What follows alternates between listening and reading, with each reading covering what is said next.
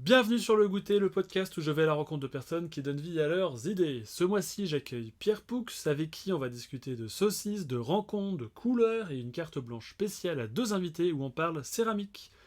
Comme d'habitude, allez sur le site podcastlegoûter.com, vous abonnez à la box mensuelle afin de recevoir chez vous directement l'illustration du mois et les suivantes pour 19,99€.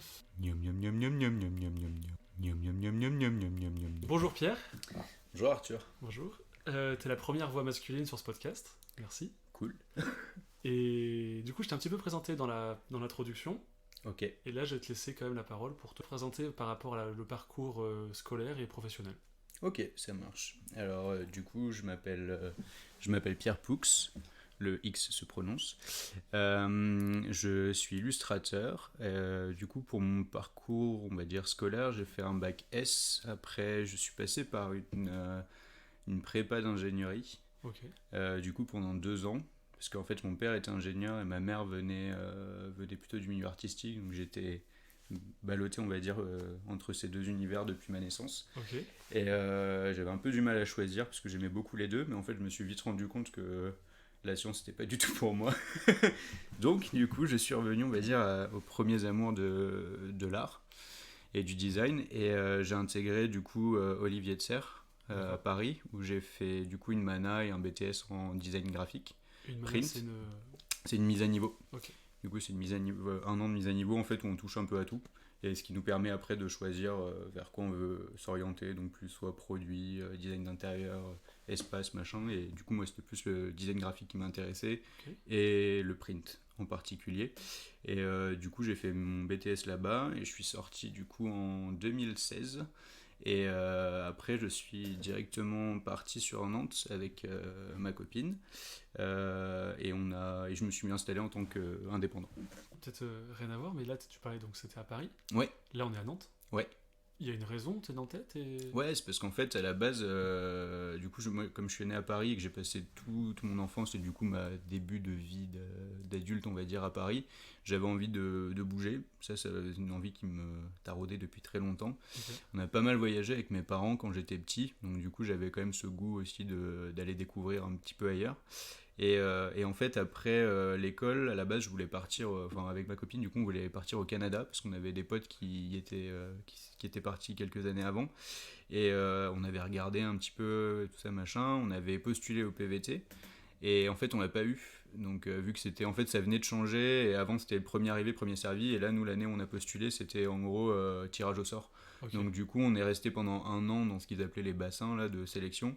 Et en fait, aucun de nous deux l'a eu. Et pour la petite anecdote, il y a un pote à moi, du coup, qui devait rejoindre sa copine, du coup, une autre pote à moi, là-bas. Et en fait, il faisait jouer soit conjoint de fait, soit le PVT. Et lui, il a eu les deux. Il a eu le PVT et conjoint de fait. Donc, du coup, on était là, putain, horrible, quoi, tu veux pas nous enfiler en fait.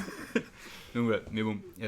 Mais du coup, bah, en fait, comme on n'a pas pu aller au Canada, on s'est dit, bah, on va aller un tout petit peu moins loin. Un tout petit Oui, peu c'est moins entre loin. les deux. Ouais, voilà, c'est ça. Du coup, on a pris une carte, on a un peu mesuré et on est tombé pile poil sur Nantes. Le plus près de l'Atlantique possible. Exactement, c'est ça. Et non, en fait, Nantes, c'est. Bah, après, du coup, quand on n'a pas eu le Canada, on s'est dit, bon, bah, vas-y, on va peut-être trouver quand même une solution de repli. Et on est venu, en fait, 2 jours à Nantes pour visiter à la base. À la base, on voulait faire Nantes, Bordeaux et Lyon. Ok. Et puis, en fait, 2 jours à Nantes, on s'est dit, mais c'est là enfin, en fait, il faut qu'on vienne ici. En plus, ça restait pas trop loin de Paris. Et comme moi, j'ai quand même ma famille là-bas et tous mes potes d'enfance et tout ça, c'était cool parce qu'on pouvait continuer d'y aller régulièrement. Puis même pour le boulot, je me disais que c'était intéressant de garder une connexion avec Paris. Donc voilà pourquoi on est venu à Nantes. Et Mais on ça- regrette pas du tout, c'est trop cool. Et ça, c'était il y a Là, du deux coup, ans ça va faire 3 ans là. 3 ans. Ah oui, Ouais. donc, presque Nantais. pas Exactement, presque, ouais. On dit encore parisien, mais bon, fraîche. Bon, déjà, ça va arriver. il n'y a pas l'accent parisien, donc ça va. Bon, bah ça va alors, super. Et du coup, j'ai une question à te poser par rapport à ça, justement. Ouais. Est-ce que tu kiffes ton travail? Non. Non. Clairement, non. Je pense j'aurais fait autre chose. Non, je déconne. Ah, bien sûr, oui, j'adore mon travail. Et du coup, je pense que ce que j'adore le plus dans mon taf, c'est le fait que tous les jours, il n'y a aucun jour qui se ressemble. Et que tu as, on va dire, une possibilité d'opportunité immense, en fait, à tous les instants. Et enfin, pas tous les instants, mais je veux dire que tu peux avoir tout d'un coup un mail où tu as un putain de projet qui va tomber. Et t'es là, désolé pour les putains d'ailleurs, j'espère qu'il n'y a pas d'enfants qui écoutent, mais il y a on va dire, il y a un super projet qui va tomber, et du coup, des fois, tu t'y attends pas. Par exemple, il y a quelques temps, là, en début d'année, j'avais fait les puces de Lulu, en fait, en décembre dernier, à Montreuil, là. Ouais, exactement. Et du coup, bah, là-bas, tu sais, t'as un stand, je sais pas si tu les as déjà faites, si t'as eu l'occasion d'y aller. J'ai pas eu le temps d'y aller encore. Bah, je te le conseille, c'est vraiment trop cool. Et du coup, en fait, on est une soixantaine d'illustrateurs répartis sur 2 niveaux et demi, on va dire. Ok. Et en gros, c'est pendant 2 jours, tu as un salon d'illustration, on a chacun un autre stand et on peut du coup présenter notre travail et le vendre. Du coup, il y a vraiment tout public, il y a pas mal de familles, d'étudiants, puisqu'en fait, on fait ça dans une école, au campus de la Fonderie de l'Image à Montreuil. Ok. Et du coup, il y a tous les étudiants qui ramènent leurs potes et tout ça, machin. Et puis, ça a quand même maintenant pas mal d'aura pour que, même je me souviens quand moi j'étais en études, c'était les premières sessions et du coup on y allait avec nos potes pour voir un petit peu ce qui se passait après, voilà, ouais, c'est ça. Et du coup là j'étais passé un peu, on va dire, derrière, de l'autre côté pas du miroir, mais bref, de la table. Ouais, exactement, du comptoir, très bien. Petite référence à la bière, tout ça, c'est cool. Et du coup, c'était vachement intéressant. Et dans la foulée, un mois après, j'ai été contacté par Néon Magazine, Ok. qui du coup m'a contacté direct sur mon site et qui m'a proposé du coup d'illustrer des articles pour eux. Et pareil, dans la foulée, j'ai été contacté par la Java à Paris aussi. C'est un club, en fait, c'est l'un des plus vieux clubs de Paris, je crois. Ok. Et du coup, ils m'ont proposé, pareil, de faire l'affiche, en fait, une affiche pour eux. En gros, là, ça fait quelques temps, je sais pas si, je crois qu'ils ont un peu arrêté d'ailleurs ce format-là, mais à un moment, ils demandaient tous les mois à un artiste différent, un illustrateur, d'illustrer Gigi, du coup, c'était les jeudis Java en fait. Et Ok. Gigi, c'était une espèce d'entité qu'ils avaient créée. Et en fait, chacun l'illustrait comme il voulait. Et donc là, il m'avait proposé ça. Et c'était trop cool. Et pareil, en fait, c'est ça que je trouve cool, c'est que tu te réveilles le matin et tu sais pas en fait de quoi ta journée va être faite. Bon, la plupart du temps, il y a rien qui se passe. Mais quand il y a un truc cool qui se passe, c'est super grisant, quoi. De choses, en plus, ça... Ouais. Tu fais un truc, tu penses, voilà, c'est cool, puis finalement, ça t'apporte un projet, plus un autre, plus un autre. Bah, c'est ça, ouais, C'est c'est vachement intéressant. Et enfin, ouais, pour ça, je trouve ça trop cool. Et aussi, la deuxième chose, je pense, c'est les rencontres. Je trouve que c'est un boulot qui permet justement de pas mal bouger. Et avec Instagram aussi, je sais j'ai rencontré pas mal de gens qui sont maintenant mes amis par Instagram, justement. Comme par exemple, il y a Monsieur Lo, qui est un pote là que j'ai rencontré il y a quelques années maintenant, là, qui est sur Nantes. Et on chatchait sur Instagram et un jour on fait ah putain, mais t'es sur Nantes? Bah ouais, moi aussi, bah vas-y, on se capte. Et en fait, maintenant on est ultra potes. Et il y a aussi Alfred, Colmy Georges, qui sont des super amis et pareil que j'ai rencontré sur Instagram. Leur Instagram sera dans la description du podcast. Ouais, carrément, ouais, faut aller voir leur taf à tous parce que c'est génial. C'est génial, pardon. Pas notre latin. Bah c'est cool parce que du coup ça me permet de faire une transition soft sur ton inspiration univers. Yes. Parler de tes potes, enfin des rencontres que tu fais grâce à Instagram. Qu'est-ce qui t'inspire, Pierre Poux? Qu'est-ce qui m'inspire, Pierre Poux? Alors justement, j'essaye de moins en moins entre guillemets de m'inspirer d'Instagram. Parce que je trouve que la plateforme est géniale justement, comme je te disais, pour les rencontres et on va dire créer un lien aussi avec, on dit maintenant ta communauté. Moi j'aime pas trop ce terme, ça fait un peu gourou je trouve, mais ouais voilà. Mais je veux dire de pouvoir au moins interagir avec les gens qui veulent te suivre et qui peuvent pas forcément venir voir ton travail parce qu'ils sont pas dans la même ville. Pour ça je trouve ça génial, mais en fait je trouve qu'il y a aussi un côté un petit peu, on en parle souvent avec des potes, c'est ce côté là où tu es noyé en fait sous une masse énorme d'images et en plus comme Instagram te propose des trucs que tu es censé aimer déjà, en fait, je trouve que tu as du mal à sortir de cette zone-là. Et donc, moi, ça m'est arrivé pas mal de fois, en fait, de me retrouver devant une feuille blanche parce que j'ai l'impression que tout ce qui me vient en tête, soit c'est un truc que je vais me dire, ah putain, mais c'est trop bien, mais en fait, je me dis, mais non, ça a déjà été fait, je l'ai vu là et tout machin. Donc, j'ai pas cette volonté-là de refaire du redigérer machin. Et même au niveau des couleurs, trouver sa palette, c'est assez compliqué parce que ouais. Je trouve que c'est super complexe en fait, et que du coup Instagram a ce côté là des fois où tu te dis ah ouais vas-y je vais dessiner, ah non mais merde ça a déjà été fait, ah non ça j'ai vu ça, il y a tout machin, alors que en essayant peut-être de s'éloigner un petit peu de ça et de revenir peut-être à des inspirations un peu plus, on va dire, peut-être classiques. Moi, je sais que je m'inspire pas mal de postures antiques, comme tu as dû le voir dans la série des jaunes. Ouais, yes. Et puis après, pas mal aussi, j'aime beaucoup l'univers de Dali, de Bosch. Mais en fait, c'est des univers que j'adore et au final, bah, je me suis rendu compte il y a pas longtemps qu'avec Instagram, j'ai même plus le réflexe des fois de faire l'effort d'aller chercher alors que bah, j'ai des bouquins sur eux et tout machin, mais c'est devenu un réflexe et du coup, j'essaye en ce moment de combattre ça. Faire une petite cure Exactement. anti-digital. Enfin, pas anti-digital, mais ouais, essayer de me détacher au moins de modérer le truc, quoi. Ouais, voilà, ouais. De vraiment aller voir le taf de mes potes, par contre, et puis continuer à découvrir des choses, mais essayer de prendre un petit peu de recul par rapport à ça aussi. Mais ça, ce truc-là de s'enfermer dans une bulle de gens qui nous ressemblent, ça existe sur tous les réseaux sociaux et c'est effrayant parce que du coup, tu t'es dans un cercle où tous les gens pensent un peu comme toi Bah, c'est ça, ouais. et tu peux pas forcément, t'as pas la fenêtre sur un truc un peu différent qui pourrait t'apporter des trucs. Bah ouais, qui pourrait nourrir ton univers et tout, et c'est un peu badant. Bah justement, là, je sais il y a quelques temps, pareil, j'ai participé au concours des jeunes talents à Paris des agents associés, qui est organisé par les agents associés.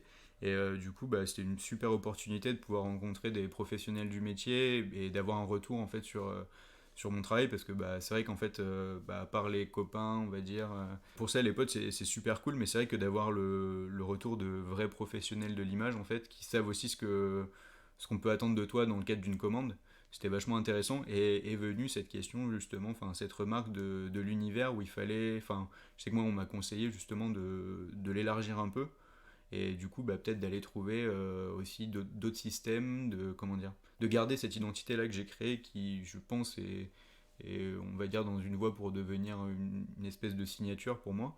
Tu veux dire le visage ouais voilà ce visage rond ce petit smiley, après j'aimerais bien le faire évoluer aussi un petit peu, mais je pense que là j'ai l'impression en tout cas pour le moment d'avoir trouvé quelque chose qui me correspond plutôt bien. et puis on le voit, enfin moi je le vois, je sais que c'est toi. Bah c'est ouais, du coup ça c'est intéressant et j'ai quelques remarques comme ça où les gens justement des fois me disent ah bah ouais j'ai vu ton taf et tout, et tu fais ah bah c'est cool parce que enfin tu commences à être identifiable, je trouve ça important quand même aussi du coup pour une carrière. Et mais du coup voilà, je voulais pas m'enfermer là-dedans et c'est vrai que bah, du coup d'avoir eu le retour de ces gens-là pendant cette soirée, c'était super intéressant parce que bah, ça m'a un peu conforté dans ce que je pensais moi en fait, et ça m'a totalement pas encore totalement débloqué, mais j'ai commencé déjà à essayer de faire de nouvelles choses, tu vois. Là j'ai fait une illustration pour Eratum, enfin qui va sortir dans le prochain Eratum là. Ok, donc il n'est pas encore sorti, mais non, qui sera ouais, sorti quand le podcast sera sorti. Exactement, c'est ça. On fait on fait l'inception de... Exactement, c'est ça. Et du coup bah, pour cette illustration là justement j'ai changé totalement ma palette. Il y a toujours mon petit personnage, mais je lui ai rajouté quelques accessoires, enfin genre pour une fois il est habillé. Okay. Il y a genre même le traité, en fait j'ai essayé de faire un mix entre mon côté crayonné que j'avais un peu à la base quand j'ai commencé à partager mon travail sur les réseaux on va dire, et ce côté vachement épuré et à plat que j'ai eu après. Et là comme j'aime vraiment ces deux choses là, je me suis dit bah vas-y on va essayer de voir comment on peut combiner les deux, et pour ça c'est vrai que le numérique c'est cool parce que du coup tu peux faire tes tests sans faire des feuilles. C'est ça exactement. Il faut sauver la planète quand même.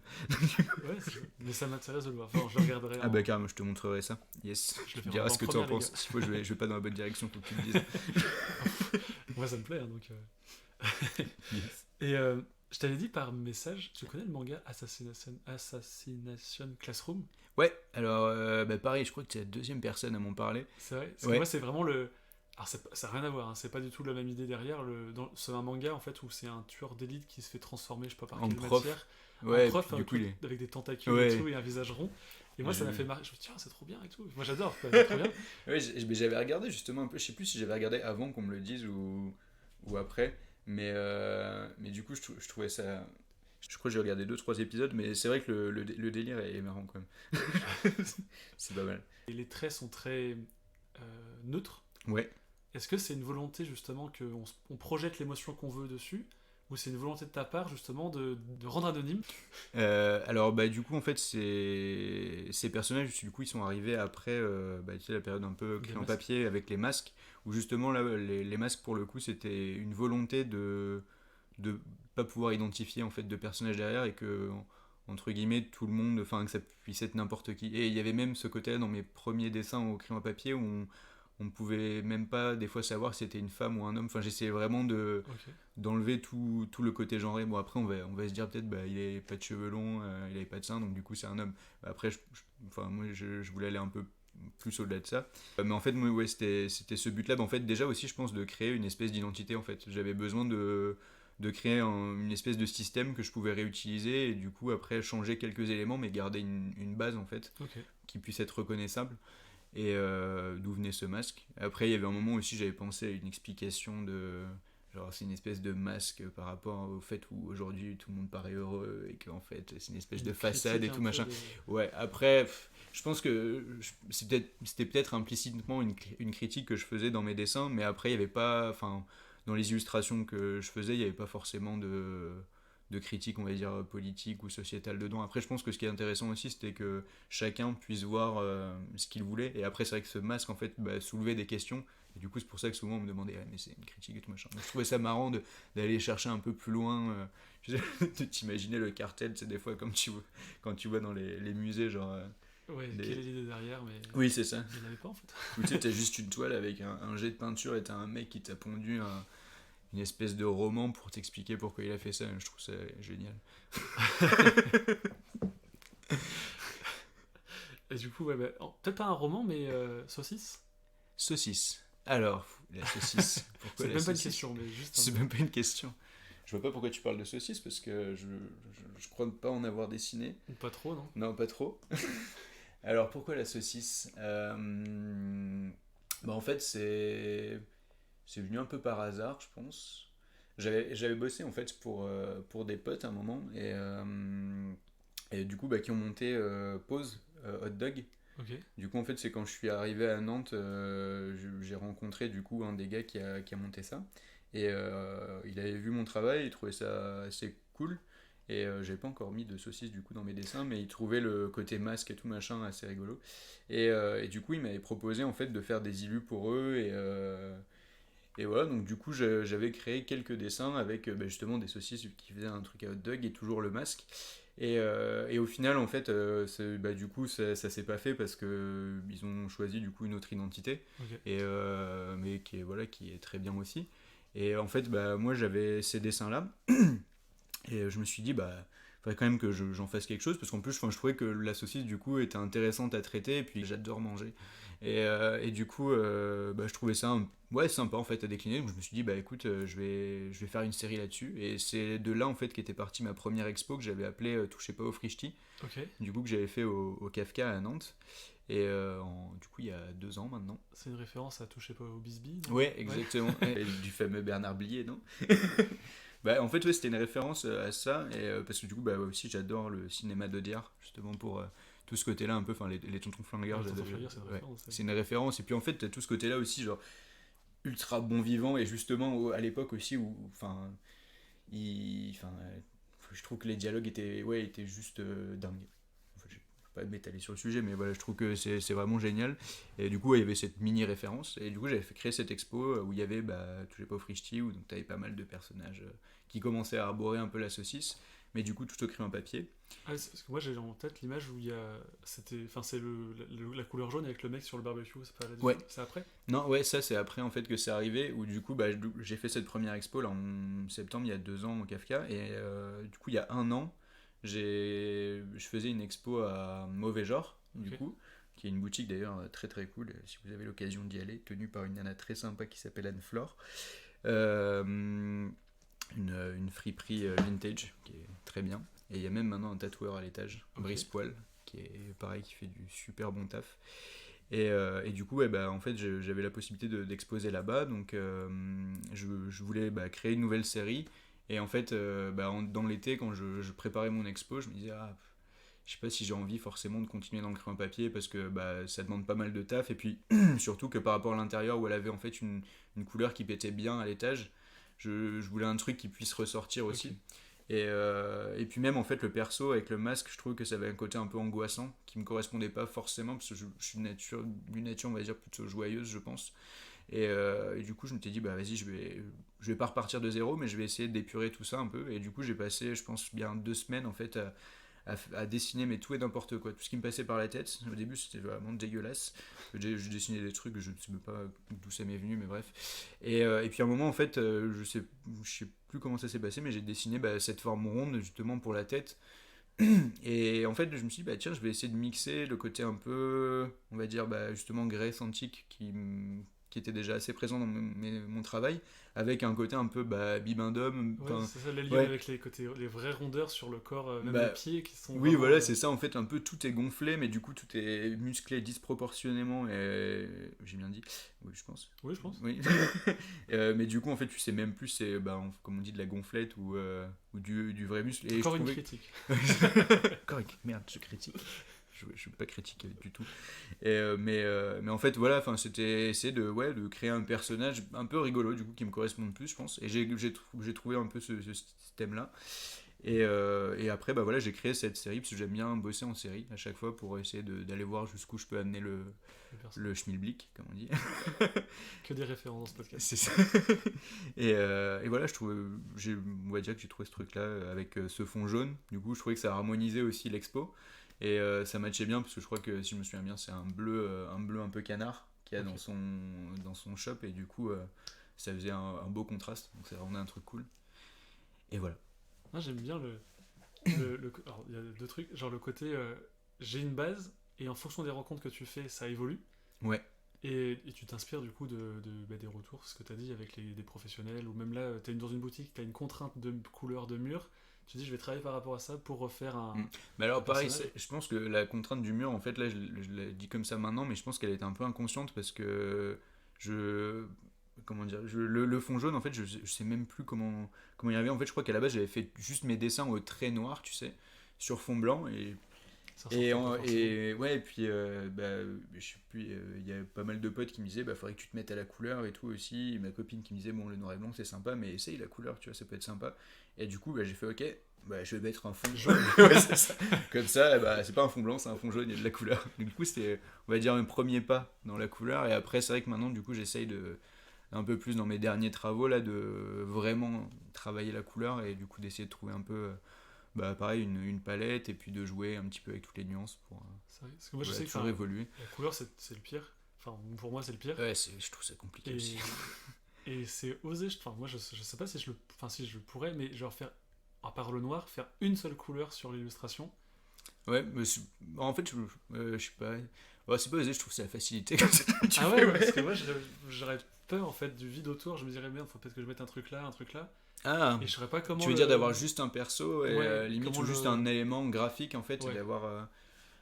Ouais, non, mais je trouve qu'en fait, en faisant ça, je pense qu'il y avait aussi le côté peut-être un peu plus, peut-être pub, qui m'a rappelé, tu sais, enfin, comme je pense que j'ai toujours peut-être cette influence-là, du coup, du graphisme quand même qui revient, où j'aime bien les choses assez épurées et tout ça. une info, Ouais, voilà, ouais. Et du coup, d'avoir un truc un peu, enfin, tu sais, c'est genre le message efficace, quoi. Où en gros, t'essayes d'épurer au max ton sujet, enfin, le traitement et tout ça, pour avoir vraiment, bah, justement, ce que tu voulais faire ton dessin. Et du coup, là, sur cette expo, les jaunes, en plus, à chaque fois, il y avait une espèce d'interaction, soit du coup avec une colonne, soit avec bah, un serpent aussi, machin. Ouais. Et du coup, en fait, c'était juste essayer de proposer, en fait, une situation sans donner d'indication. Et parce que j'avais pris des. Je me souviens que les titres, j'ai chopé des références à des chansons de Bachung, parce que j'adore aussi cet artiste. Et il y avait Bachung et puis aussi Gainsbourg aussi, qui est très bon. Et bref, en fait, comme j'ai écouté pas mal ça quand je préparais l'expo, j'ai fait bah voilà, pour les titres, je vais faire ça. Et du coup, en fait, ça donnait des titres qui étaient peut-être en cohérence avec ce que le sujet montrait, en fait, mais ça donnait pas plus d'indications. ok. Donc je trouve ça intéressant après de voir aussi comment les gens interagissent avec les Interprète. dessins. Ouais, voilà, ouais. J'ai vraiment envie, enfin, le but c'est vraiment de laisser les personnes aussi l'interpréter comme ils veulent. Je trouve ça vachement intéressant.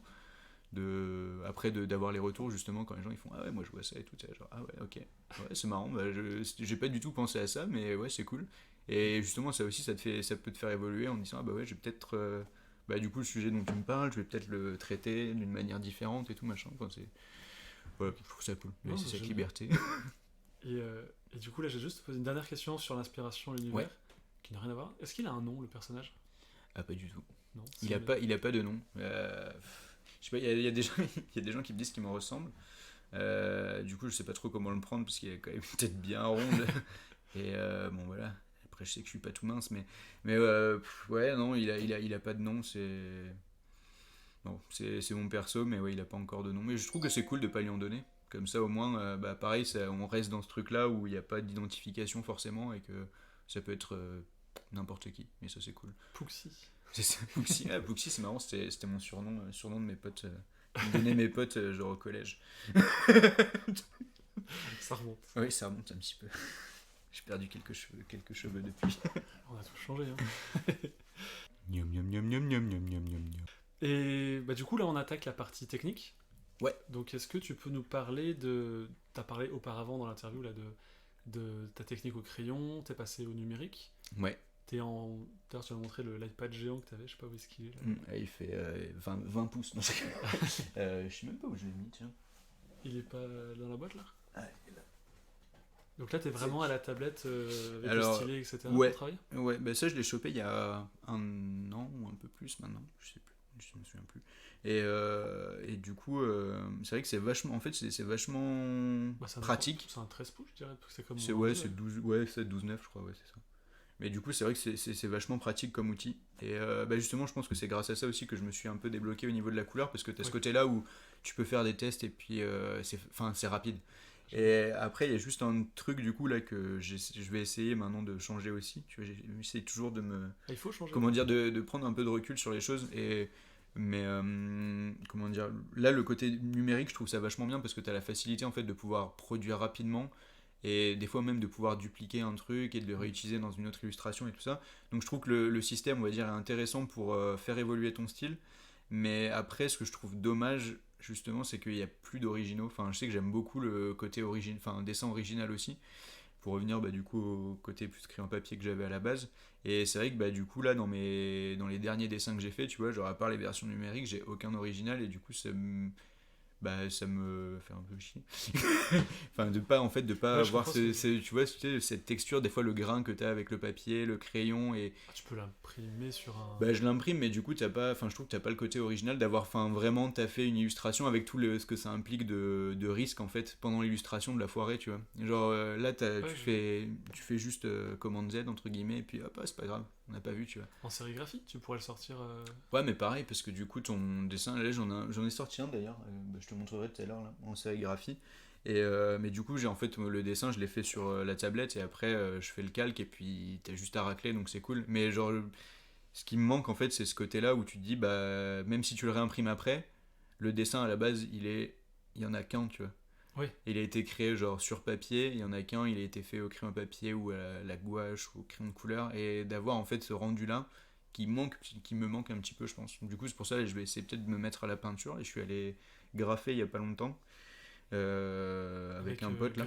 Grumps Non, c'était pas avec Grumps, c'était avec Arnaud Enrock, encore un autre pote dont il faut aller voir le travail. Il va y avoir une liste, je pense, de 50 Instagram à la fin du podcast. Ouais, carrément. Et avec Arnaud Enrock et Emeric, on allait graffer pas loin de Solilab. Du coup, moi, c'était la deuxième fois que je faisais ça sur mur.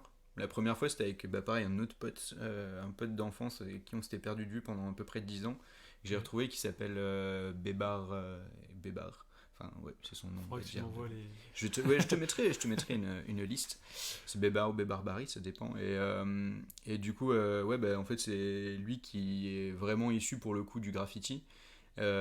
Qui m'avait justement, c'était avec lui que j'étais allé peindre la première fois ça fait pas très longtemps en plus, je crois que c'était il y a 2 ans à peu près. Okay. Et c'est vrai qu'il m'avait donné un petit cours et tout, et c'était cool, ça m'avait vraiment donné envie de continuer. J'ai attendu du coup 1 an pour commencer, mais là je pense que je vais m'y mettre quand même assez sérieusement, et du coup ça fasse un autre médium en fait aussi, une autre façon de travailler. Au pochoir non, du coup c'est à la bombe. Direct comme ça. Ouais, à la bombe direct comme ça. Je te montrerai, là je pense que j'ai une photo du truc. T'as une perspective du coup pour l'instant il n'y a pas trop de perspective. Justement, si tu fais un truc assez long. Ouais, ah oui, tu veux dire, ouais. S'y retrouver, enfin moi je. Ouais, mais c'était vachement intéressant du coup parce que en fait j'ai remarqué que je travaillais comme je travaille sur l'iPad, mais du coup le faire à la mano, du coup t'es là genre ok, enfin tu sais, t'as pas tous les petits raccourcis des fois qui va te lisser la courbe ou machin et tout. Là tu vois, t'as des petits trucs qui tremblent et même c'est une autre gestuelle aussi parce que c'est plus une chorégraphie au final que juste ton poignet qui bouge. Et juste ta main qui bouge, je veux dire. Par exemple, je sais pas, n'importe quoi, tu mets un cercle rond et tu remets un bleu, ça te fait un vert ou ça sèche et après tu le refais non, ça sèche la plupart du temps quand même. Ouais, et du coup ça va pas te faire de mélange. T'as pas le temps de faire des calques en fait, entre guillemets. Non, ouais, non. Après, peut-être que je gère mal encore le truc, mais je pense pas. Non, je sais pas, Je pense connais que, pas du ouais, tout. non, non.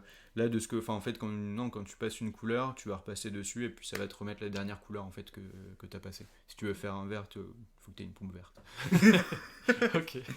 Mais ouais, c'est vachement intéressant en tout cas comme médium aussi. Et Ouais. du coup, peut-être me mettre aussi à la peinture un peu plus sur toile aussi, ça pourrait être cool. Parce que je pense que ces personnages-là, en fait, le côté à plat, ça marcherait vachement bien, je pense, en acrylique. Et du coup, ça me permettrait aussi de me remettre justement à un vrai travail, comment dire, bah, du coup, ouais, comme je te disais, d'original, qui me tient quand même assez à cœur, je pense.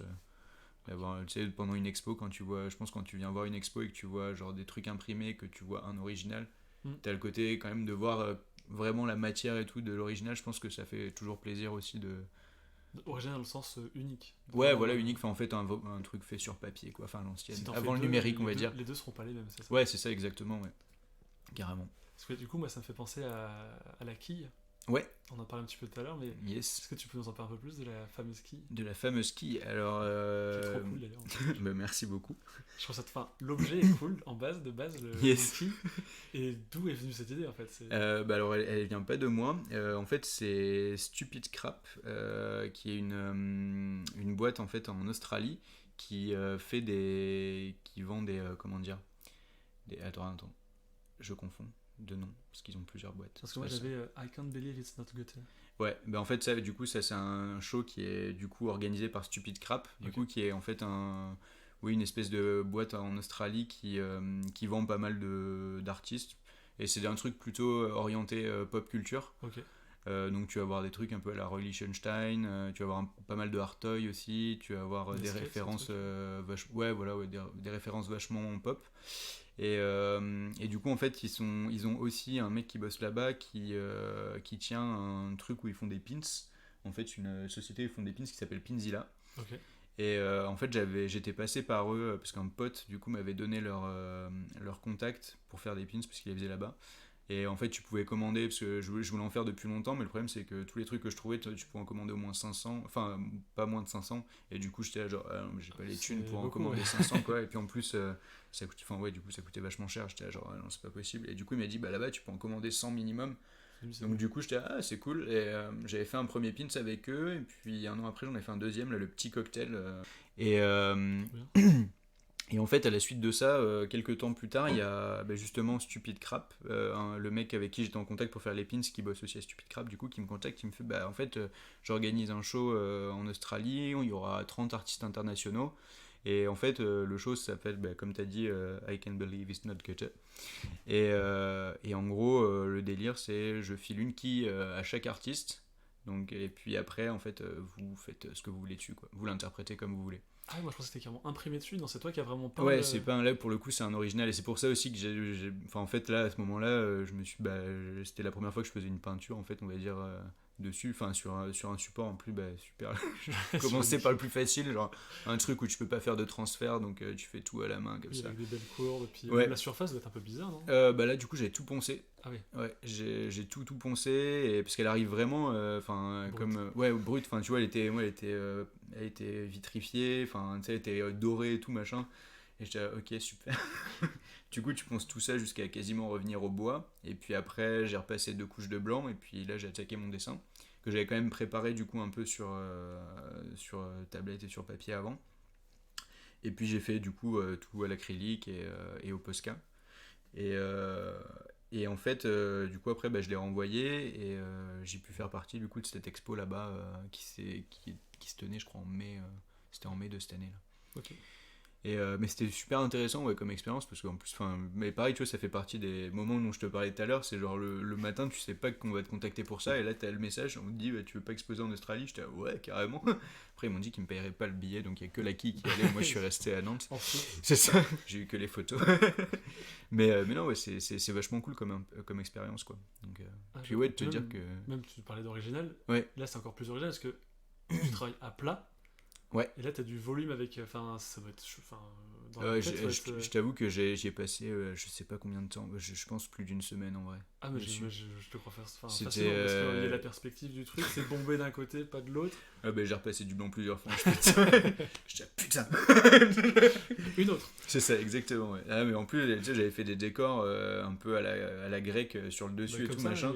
Ouais exactement et du coup comme j'aime bien que ce soit le plus propre possible aussi, tu vois, j'aime bien le fait main, tu vois, mais j'aime bien que ce soit quand même bien calé. Et à chaque fois je faisais mon motif et en fait j'arrivais à la fin, j'avais la moitié, il me restait une moitié d'espace, j'étais là, oh putain, je vais devoir la refaire. Donc voilà, mais c'était super cool à faire. Et puis c'est vrai qu'en fait quand tu vois le résultat final, tu te dis, tu sais, après l'avoir du coup vitrifié et l'avoir été toute brillante et t'as plus un truc qui dépasse et tu te dis putain ouais, là c'est un original. Et c'est vrai que du coup tu vois, même si tu passes beaucoup plus de temps que sur l'ordinateur, je trouve que aussi même personnellement t'as une espèce de juste le côté de dire que je trouve que ça fait vraiment un avancement en fait dans ta pratique, de dire en fait je suis capable de faire un truc en vrai. Parce que, sur le comment dire, sur la tablette et l'ordi, je pense que des fois on peut être un peu floué par ce qu'on peut faire réellement sans ces outils là. Et comme on est habitué à les utiliser, on se dit ah bah ouais je sais faire ça et tout machin. Après c'est vrai que c'est une comment dire, c'est une méthode, mais je trouve que quand même de garder comment dire, ce réflexe du papier et du crayon et de l'accident justement en fait de pouvoir rater un truc, c'est quand même important parce que du coup c'est ça aussi qui te fait évoluer et ce qu'on a peut-être un peu moins. Tu sais, je trouve que c'est un peu genre c'est un peu l'Instagram du coup du dessin, parce que du coup tu vas montrer que ce qui est beau. Alors que dans les carnets de croquis, tu vas garder tous tes croquis qui sont pétés, tu vois. Moi, je montre tout. J'ai pas de crayon, je passe pas par le papier. Mais enfin ouais, je sais pas, après c'est peut-être moi qui ai cette vision là par rapport au numérique, mais du coup je me dis que en fait comme tu peux le montrer que quand il est bon et qu'entre guillemets t'auras effacé tes ratés, en fait t'auras que la trace du final que t'auras fait sur l'ordi et pas tous les petits accidents justement par lesquels t'es passé pour... C'est moins laborieux sur écran qu'en vrai. Si ouais. tu faisais la repasser, merde j'ai fait une erreur, tu peux pas les tirer, tu peux pas... Bah ouais c'est ça, tu vois, et puis t'as pas le pomme Z quoi, ah ok. Et des fois, en plus, sur papier, des fois, je me surprends à faire. Parce que sur l'iPad, en fait, zoom. quand tu. Non, ouais, alors le zoom, moins maintenant, je crois que ça a dû m'arriver une ou deux fois, mais sur l'iPad, quand tu veux effacer, enfin revenir en arrière, tu touches deux doigts sur l'écran en même temps. Et genre, il m'arrivait sur papier de faire un truc, faire mon dessin et tout. Je fais, ah non, c'est pas ça. Et je tape. Je fais, ah bah non, mec. Et là, je fais, oh là là. Et à ce moment-là, je fais ok, vas-y, lâche l'iPad, reviens sur papier un peu. Parce que là, mais je pense que ça nous arrive à tous. Même ouais. Quand tu tapes un texte, puis au bout d'un moment, tu passes, je sais pas, t'écris une carte postale, tu veux faire un. T'as fait une faute. Ouais, tu sais, tu veux. Ah non, ça marche pas. Et le correcteur automatique, là, il est où? Ouais, Niam. En termes de projet, je sais pas si tu veux en parler des passés, présents ou même futurs. Bah du coup j'ai parlé de quelques projets. Moi j'avais l'expo Lux Calme et Volupté qui était alors du coup ça c'est la jaune du coup, c'était l'expo jaune Lux Calme et Volupté, donc ça c'était en septembre dernier. Bah du coup depuis il y a eu j'ai fait une collab avec Pli qui est un magazine d'architecture. Là c'était le 5e numéro et en fait ouais c'est une revue qui pour chaque numéro a un thème prédominant. Donc là, du coup, pour celui-là, c'était, si je me souviens bien, pardon, c'était matière. Okay. Et en fait, dedans, tu as plein d'articles, alors plutôt soit d'architectes ou de designers qui sont plus ou moins renommés. Et en fait, ce qui est cool aussi, c'est qu'ils permettent en fait à des artistes émergents et des architectes émergents aussi de pouvoir contribuer à la comment dire, à la revue. Et là, tu vois, on était 12 illustrateurs, si je me souviens bien. Du coup à faire à chaque fois à travailler en binôme avec un auteur du coup qui était pour la plupart du temps un architecte en fait qui était soit encore en école soit qui venait de sortir d'études et on devait lui créer un article sur la matière et sa conception de la matière dans l'architecture aujourd'hui et puis après c'était une espèce de ping-pong où moi je créais une illu en fait du coup en fonction de son article et tout ça et c'était vachement intéressant comme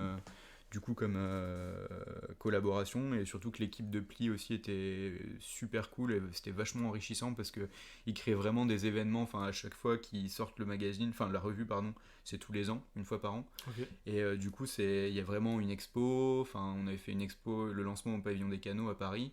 avec toute une mise en scène et tout machin. Ensuite, il y avait eu une expo à la galerie Greneta, du coup, qui est la galerie Étape, à Paris aussi, où ils avaient refait un lancement là-bas. Donc un gros Donc truc. ouais, voilà, et il y a vraiment un questionnement, c'est super intéressant.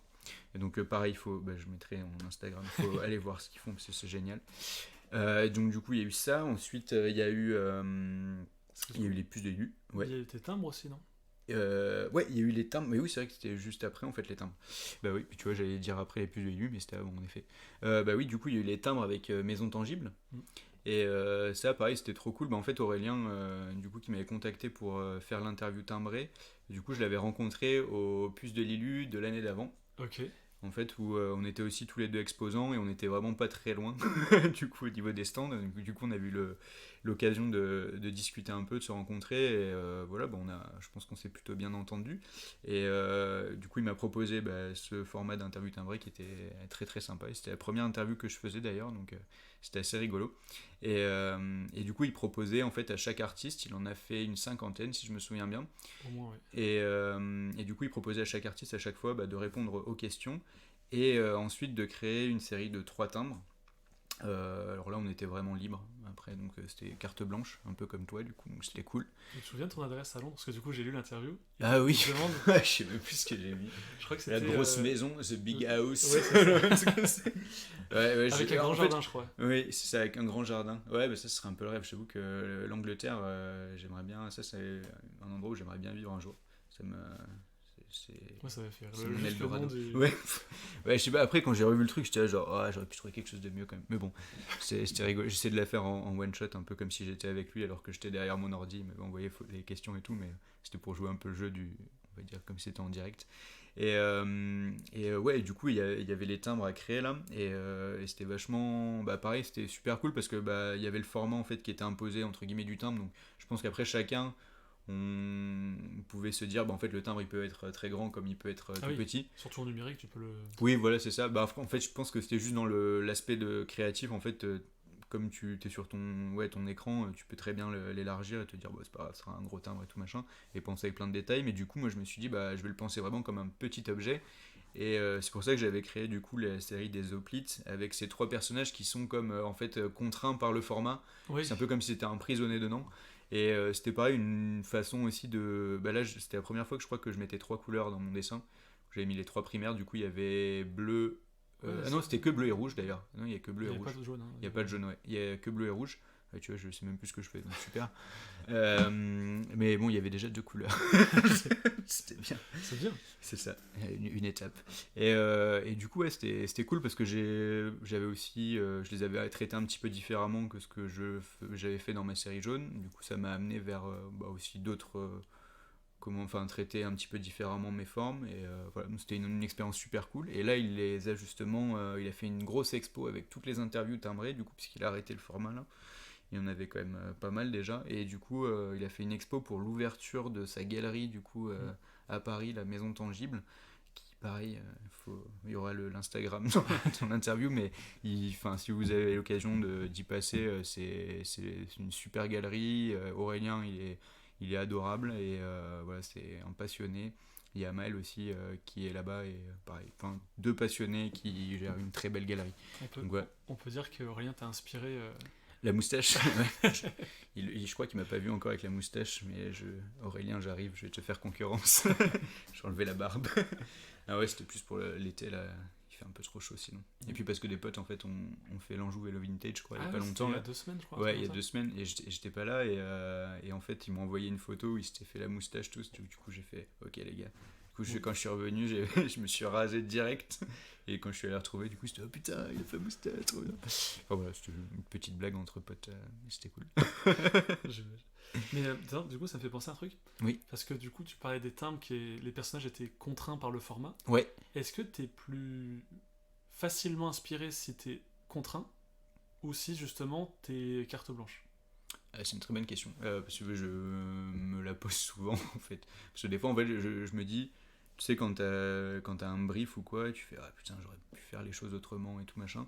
Et en fait, je me rends de plus en plus compte quand même que c'est tous ces projets-là où j'ai eu quand même une contrainte à la base qui m'ont fait le plus avancer. Souvent, ouais. Ouais, parce qu'en fait, je trouve que le côté de la carte blanche, c'est cool, mais en fait, C'est plus c'est un dur. peu contradictoire du coup avec ce que je disais tout à l'heure de pas avoir de patron, parce que du coup, normalement, le patron, c'est lui qui te donne les, entre guillemets, tes contraintes.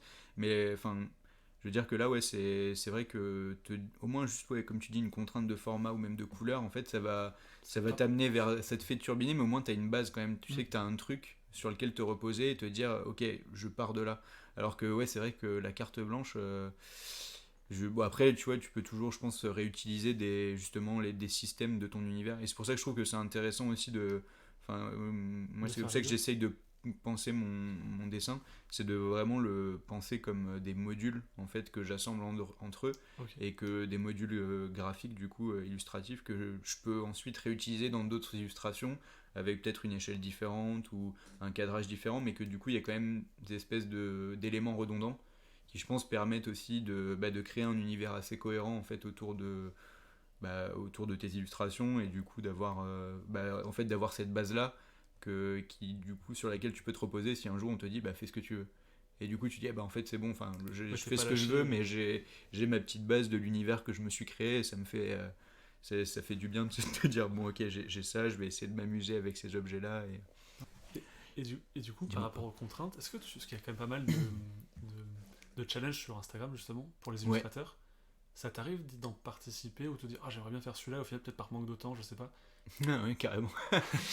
Ouais, par exemple, 36 Day of Type, parce que j'adore aussi le lettrage et la typographie. Après, je crois que j'avais écouté le podcast de Léa qui disait que enfin, qu'elle adorait ça aussi, mais qu'elle n'était pas forcément experte là-dedans. Et moi, c'est pareil, c'est vrai que c'est un vrai métier et que du coup, j'ai pas de skills là-dedans. Ouais, mais c'est la zone de confort qui fait que tu peux sortir un peu, tu te prends pas. Moi, enfin, je l'ai fait sans prendre au sérieux, j'ai fait le truc Ouais, pour tester, parce que justement, il y a la contrainte de temps qui est super ouais. dure à respecter, c'est tous les jours, C'est ça. pendant un mois, Ouais. et ça, c'est Ça c'est dur. compliqué, ouais. C'est vrai que moi j'ai pas encore participé parce qu'en fait à chaque fois je me dis j'ai envie d'y participer, mais tu sais je vais prendre le truc au bout de 3 jours, je fais ça veut dire que j'ai envie de le faire en entier, donc faut que je rattrape les 3 jours. Et en fait je me le fais pas, ou alors je crois que cette année je m'étais dit bon vas-y, là j'ai pas le temps parce que j'ai un projet, mais le mois prochain du coup j'aurai fini le projet donc je le fais. Et en fait, il y a 2 jours après, on t'appelle pour un projet le mois prochain, donc tu fais ok, bon je le ferai l'année prochaine en fait. Mais du coup, ça fait déjà 2 ans que je me dis ça, donc là, faudrait vraiment quand même que Que tu t'y mettes. Mais il y a, je m'y mette, ouais. il y a October qui arrive dans quelques temps déjà, mais tu peux déjà commencer à Oui, réfléchir. c'est vrai qu'il y a ça aussi. Mais je t'avoue que celui-là, je suis moins. J'ai regardé, du coup, pareil, une année, je crois que j'avais voulu le faire. Et en fait, je sais pas, c'était les mots. Je sais pas, ça me. Ouais, c'est compliqué ça. Ouais. Mais il y a de la contrainte du coup. Ouais, t'as la contrainte du mot, mais je sais pas, ça m'inspirait un peu moins. Et en fait, je pense que t'as le côté mot aussi, en fait, où moi, je voyais direct, en fait, des fois, j'ai un peu la mauvaise habitude, on va dire, de voir mes illus en grand. Enfin, du coup, comme j'adore les détails, je vais me dire, ah, je vais mettre plein de trucs et tout machin, mais en fait, je me pars dans un truc où je me dis, en fait, qu'est-ce que tu fais là, Personne mec? ne le verra. Ouais, personne ne le verra, et puis en plus, ça va me prendre un temps monstre pour un truc que tu dois faire tous les jours. Enfin, il y a un moment où il faut que j'arrive à gérer aussi du coup les projets qui me font manger. Et du coup, je pense que c'est pour ça que je m'étais pas mis dedans. Et c'est ce que j'aimerais faire dans peut-être quelques prochaines illus, c'est arriver à traiter juste des objets peut-être isolés en fait. Et revenir un peu du coup truc jaune, mais peut-être un peu plus épuré aussi, un peu comme je sais pas si t'avais vu les vases que j'avais fait là récemment du coup crayon papier. Je l'ai pas en tête. En fait j'avais fait une série de vases là pour une expo que j'avais fait à Dinette là pendant, c'était le mois de mai à juillet. En fait j'avais fait 6 vases au crayon papier et c'était vachement épuré. Je m'étais vraiment concentré juste sur la forme en fait, sur l'étude de la forme, et j'ai bien aimé parce que du coup ça faisait un truc vraiment genre comment dire. Épuré. Ouais, et je voulais pas le redire, c'est pour ça, mais ouais, non, assez net en fait, et du coup, pas dans ce. Il y avait le détail du crayon papier, mais du coup, je veux dire que c'était pas florissant de détails autour, c'était pas genre une grosse compo qui part en cacahuète de partout. Donc j'aimerais bien aussi peut-être arriver à Ça faire me fait penser à ce que tu dis à Arthur de Pince avec ses BD. J'avais écouté une interview de lui qui disait qu'avec Ouais. Zombilenium, Ah oui, bah oui, yes, bien et sûr. il disait qu'il fait des détails que lui seul sait qu'il y a dans le truc, genre une écriture sur un panneau au Ouais, fond de la case. c'est ça. Lui, il sait qu'il y a lié, mais on peut pas, enfin, avec la taille de de la BD, on le voit pas. Et Ouais, pourtant, non, si on mais. le faisait en format 4 sur 5, on pourrait voir la petite écriture. Ouais, non, mais ça, je pense que c'est. Ouais, c'est un truc où, comme. Enfin, c'est comme tout, comme t'as le nez dedans. En fait, c'est que, par exemple, quand tu vas faire une petite erreur dans ton dessin, par exemple sur un original, tu vas te dire, oh là mon dieu, moi ça m'est arrivé, des fois je dis, ah, il faut que je le recommence quoi. Et en fait, t'as un pote qui va voir le truc, il va faire, mec, mais Ça se voit. bah ça se voit pas. Enfin, elle est où l'erreur, tu vois. Je fais, mais si, mais mec, on voit que ça quoi. Et en fait, c'est ça, je pense, c'est d'avoir la tête dedans, où du coup tu dis, bah vas-y, je vais aller jusqu'au bout du truc et tout machin. Alors qu'en fait, quand c'est vrai, des fois tu vas voir des expos d'artistes que t'adores et tout, et quand tu vois l'original, genre tu fais, ah ouais, en fait, enfin c'est ouf, et tu vois très bien que c'est pas forcément aussi parfait que peut-être toi tu t'aurais imaginé dans ta tête, mais en fait tu dis bah ouais, mais en fait c'est ça qui fait que C'est le le défaut dessin qui il fait marche que. quoi, et que du coup il est vivant et que c'est pas je sais pas, Ouais, ouais, ouais. un truc trop nickel quoi. Je trouve que justement enfin toujours cet accident et cette petite des fois incertitude dans le trait, bah en fait c'est ça qui fait que ton dessin bah c'est le tien en fait. Mm. Ouais, Et c'est que vrai. donc, enfin, je sais pas, je trouve ça intéressant, mais après du coup faut arriver à après le rentrer dans sa tête à soi, bien de toujours mieux conseiller pour les autres que pour soi-même, mais Et puis souvent, je pense qu'on a tous le truc de. On voit notre illustration, peut-être qu'il y a. Moi, une journée, ça me suffit pour plus l'aimer. ah ouais Mais. carrément. Ah, Là t'es rapide. ah Non, ce que je veux dire, j'aurais quand même pu faire mieux et tout, et repasser dessus et tout, mais ça s'arrête jamais. Ah bah Donc, ouais, non, mais je pense que c'est la fin, hein. Mais c'est pour ça que je trouve que du coup le côté enfin faire des séries et du coup peut-être des fois aussi faire des expos, ça te permet de te donner un but et après de te détacher tu fixes un de truc, et puis c'est. ouais, je trouve que enfin moi je sais que j'aime bien marcher comme ça parce que ouais, je me dis bah là j'ai cette expo, je vais faire une production pour cette expo, donc j'aime bien quand même pour chaque expo essayer de faire de nouveaux dessins et pas rebosser avec les mêmes, même si je pense qu'il y a un moment où je vais faire tourner quelques expos parce que en fait après tu passes ton temps à refaire de nouveaux dessins et ce qui est cool, mais c'est juste que pour l'instant enfin, quand je fais des expos je suis pas rémunéré pour, genre il y a un moment où enfin, j'arrive plus à suivre le rythme, donc Ouais. et puis même en fait t'as des gens, enfin les gens qui viennent à ton expo ce sera pas les mêmes dans une autre ville, enfin tu vois, genre tu peux quand même faire tourner ton taf et du coup ouais, je me suis perdu.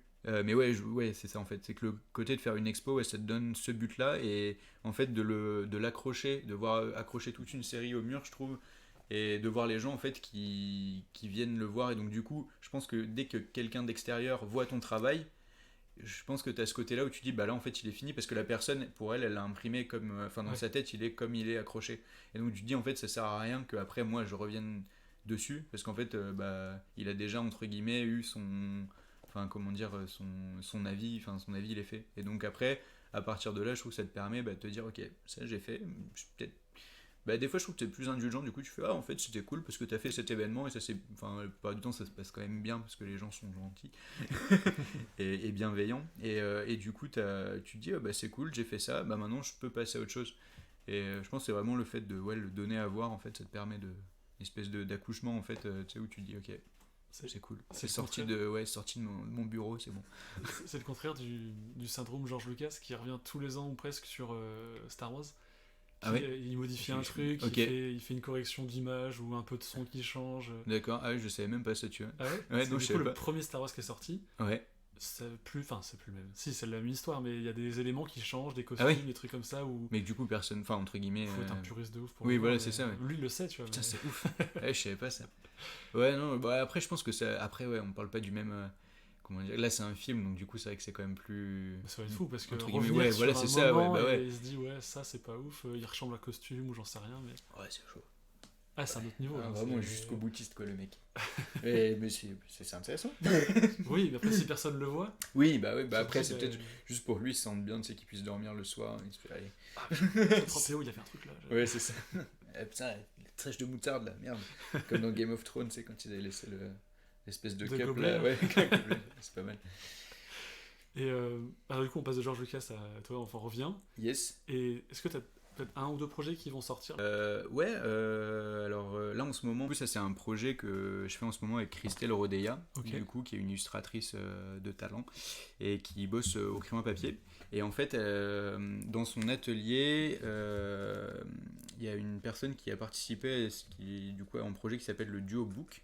Et Ok. en fait, c'est ce livre-là. Il y en a deux en ce moment qui circulent dans le monde. Et celui-là, il circule depuis 2012. Et en fait, du coup, il y en a un qui circule en Europe et un qui circule aux États-Unis. Et en fait, à chaque fois, c'est sur chaque double page, du coup, c'est un duo d'illustrateurs Cool. qui intervient. Et le thème, c'est le partage. Alors après, il est traité vraiment comme le souhaitent les gens. Enfin, Il y a que cette contrainte-là, entre guillemets. Et du coup, ce qui est ouf, c'est que c'est que des originaux, du coup. Et en fait, c'est passé. Alors, je crois que celui-là, il est passé à Pixar. Genre dans les studios de Pixar, des studios d'animation. Il y a pas mal d'auteurs de BD aussi qui. J'avoue, là, juste ce qui que en je ont vois, fait. c'est magnifique. Hein. Et c'est assez dingue. Et du coup, il y a aussi pas mal d'illustrateurs jeunesse qui en font. Alors, tu vois, des fois, t'as des vides entre les pages parce que tu vois, il y a des trucs, c'est dingue quoi. C'est ouf. Et bon, après, je t'avoue que moi, j'ai vachement de la pression quand elle me l'a donné parce que du coup, on s'était retrouvés à Paris pour elle me le donne parce que du coup, elle vit et travaille à Paris. Donc, elle a fait, en fait, on s'était mis d'accord sur un dessin que elle a commencé du coup, elle a commencé à compo chez elle. Ensuite, elle m'a redonné le truc pour que moi je le fasse ici. Donc là, je t'avoue que j'en prends méga soin. Non, c'est magnifique. Mais c'est un peu un cadavreski en fait sur ce genre de principe, non? Ouais, c'est ça. Bah, en fait, après, c'est juste que le thème est pareil à chaque fois.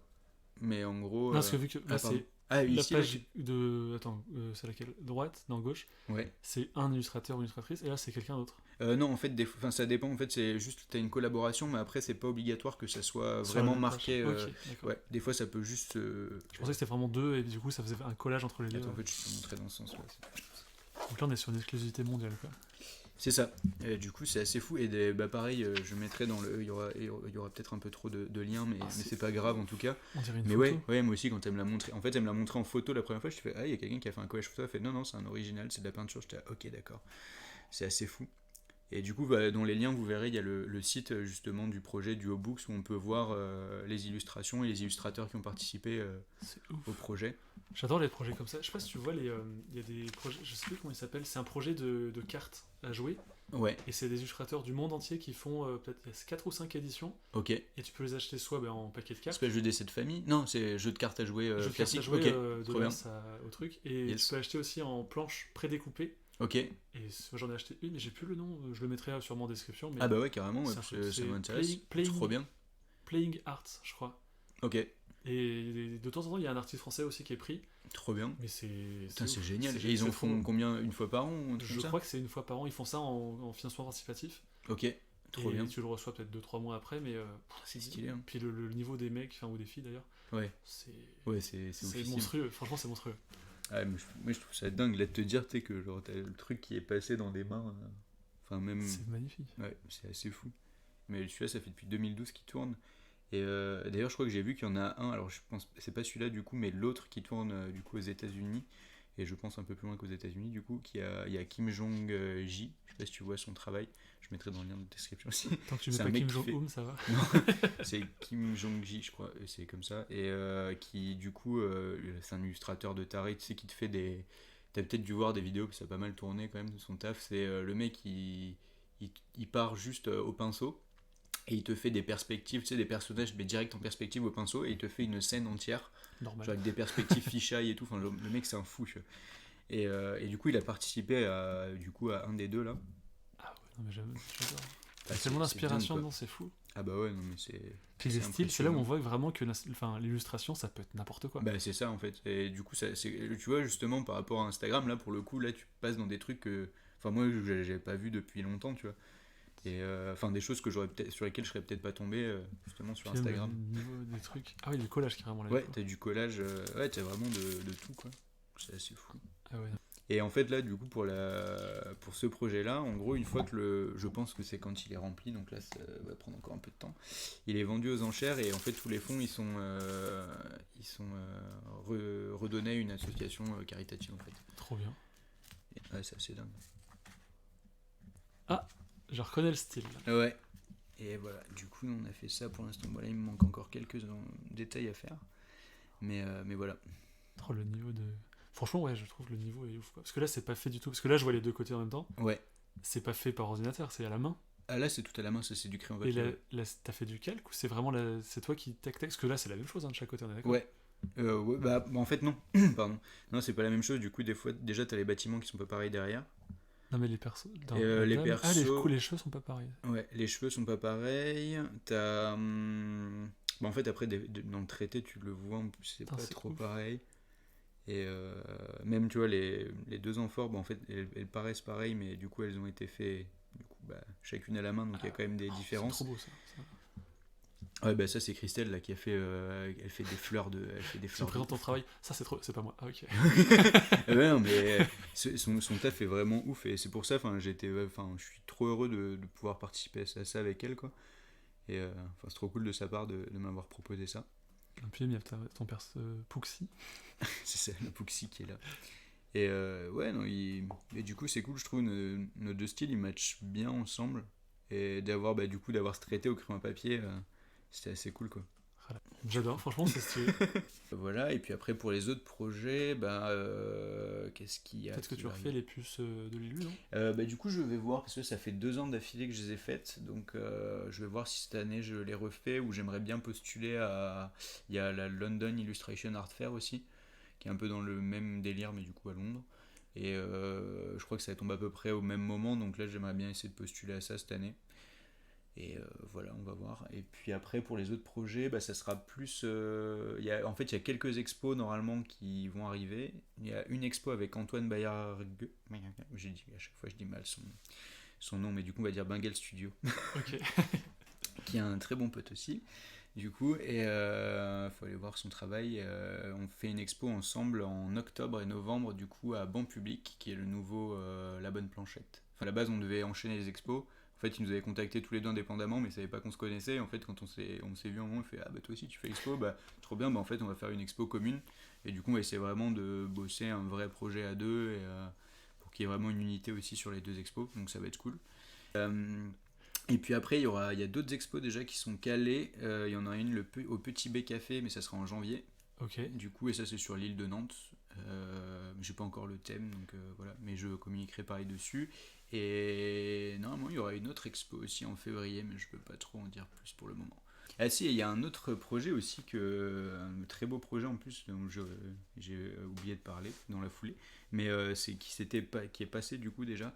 Mais justement, je parlais tout à l'heure de Alfred, du coup qui est illustrateur aussi, et en fait, quand on s'est rencontrés du coup l'année dernière, donc pareil, on se parlait plus sur Instagram. En fait, on s'est vu un jour, du coup en vrai à Paris, parce qu'on était tous les deux au même endroit, donc on s'est rencontrés là. Okay. Et pareil, du coup, on s'est vachement bien entendu. Et en fait, peu de temps après, lui, il organisait une expo au Point éphémère à Paris. Ouais. Et en fait, il m'a proposé il a proposé à 2 amis à lui, du coup, et moi, du coup, de venir intervenir sur une exposition et de l'aider en fait, enfin pas de l'aider, mais du coup de faire une pièce avec lui pour l'exposition. Cool. Donc je trouvais le truc super cool de sa part, et puis en plus on se connaissait pas depuis très très longtemps, donc du coup c'était d'autant plus flatteur. Et donc j'adore son travail, et en fait je suis parti une semaine, parce que lui il habite à Troyes. Je suis parti du coup une semaine à Troyes, dessiner avec lui du coup dans son atelier et tout, et c'était trop bien quoi. Et c'était vraiment génial, c'était une super expérience. Je pense que c'est l'une des plus belles expériences de cette année. Et voilà, et du coup après il a fait son expo du coup au Point éphémère, c'était en mars, c'était en mars, ouais, si je me souviens bien. Et voilà, en fait, c'était super cool, parce que là aussi, c'était l'occasion de passer encore un bon moment. Et puis, son expo était folle, et pareil, faut aller voir son taf à lui. La liste s'allonge, mais c'est bien. Oui. Du coup, ce qu'on va faire, c'est... Là, on va faire une ellipse. Ouais. Pour que tu manges du coup le tiramisu. Ah, yes, carrément. Et on va enchaîner sur la carte blanche. Super. Du coup, nous revoilà de la pause tiramisu. Et on est revenu avec une personne supplémentaire. Donc il y a toujours Pierre qui est avec nous. Oui, je suis toujours là. Pauline. Bonsoir. Donc moi c'est Pauline. Et donc je suis créatrice de Hyperbole Studio. Et je suis céramiste. Ok. Du coup, juste précision, t'as fait un parcours... Juste une petite présentation que ce qu'on a fait avec Pierre pour contextualiser. Alors pour ce qui est de mon parcours, moi en fait justement j'ai le parcours un peu... les fesses entre deux chaises, on va dire. Ah vous vous retrouvez. Entre ça, exactement. art appliqué et art plastique. Ok. Donc, j'ai commencé par un bac art appliqué, qui a une bonne dizaine d'années maintenant. Et après, en fait, j'ai fait les Beaux-Arts, où j'ai beaucoup pratiqué tout ce qui était art imprimé, en fait, au départ. Où je m'intéressais surtout, en fait, à l'aspect technique des arts imprimés, donc la gravure, la sérigraphie, j'ai fait beaucoup de ça. Mais en fait, pour ma pratique personnelle, moi je m'y retrouvais pas trop en fait. C'était vraiment l'aspect technique qui m'intéressait. Et moi je suis moins dans le dessin, moins dans l'illustration, moins dans l'expression en 2D, on va dire. Ok.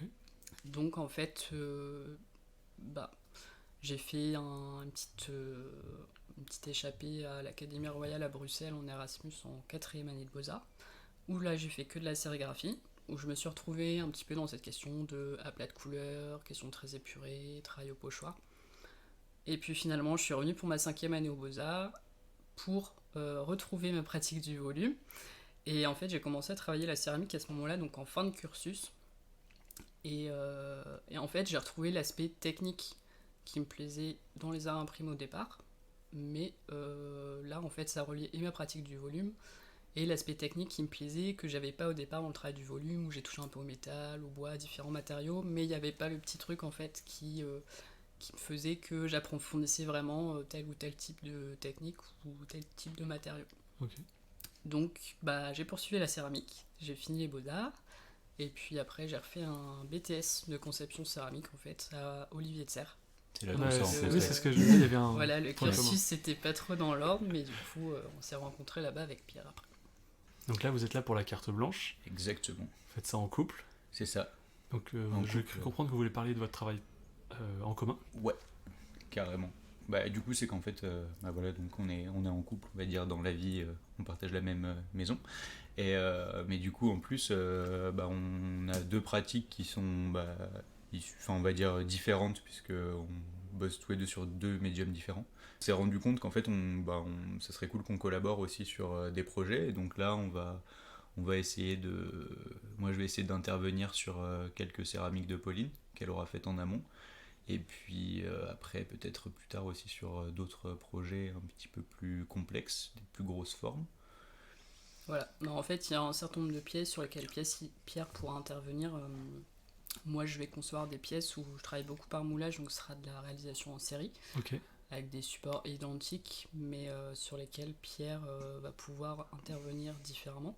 Donc voilà, l'idée c'est d'avoir des supports en fait types, qui eux seront identiques, mais sur lesquels Pierre pourra intervenir de manière unique à chaque fois.